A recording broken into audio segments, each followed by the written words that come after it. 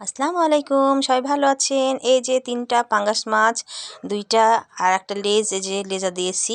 এটা পানি দিয়ে একটু ভালো করে সিদ্ধ করে নিব, দিয়ে কাঁটাগুলো ভালো করে বেছে নিয়েছি এখানে।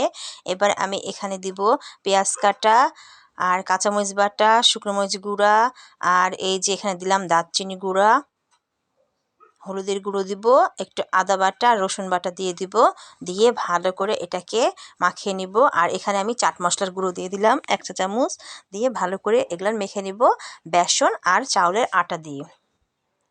ভালো করে মাখার পরে আমি এটা কিছুক্ষণের জন্য রেখে দিব। তারপরে আমি ছোট ছোট পেঁয়াজের আকারে এটাকে ভেজে নিব। এটা পাঙ্গাস মাছের পেঁয়াজু, খেতে অনেক টেস্টি হয়।